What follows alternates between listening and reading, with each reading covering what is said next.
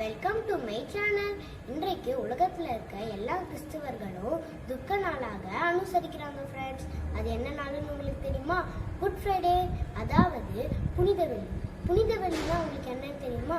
புனித வெள்ளினா இயேசு கிறிஸ்து சிலுவையில் அறையப்பட்டனால தான் புனித வெள்ளின்னு சொல்றாங்க ஃப்ரெண்ட்ஸ். ஏசப்பா சிலுவையில் பேசின 7 வார்த்தைகளை என்னென்ன பார்க்கலாம் வாங்க.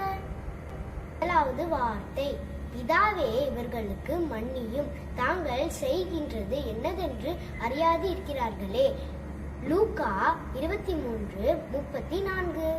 எட்டாவது வார்த்தை, இன்றைக்கு நீ என்னோடு கூட பரதேசியில் இருப்பாய். லூக்கா 23:43.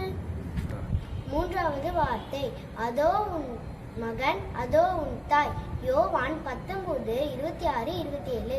நான்காவது வார்த்தை, என் தேவனே ஏன் என்னை கைவிட்டீர். மத்தேயு 27:46. ஐந்தாவது வார்த்தை, தாகமாய் இருக்கிறேன். யோவான் 19:28. ஆறாவது வார்த்தை, முடிந்தது.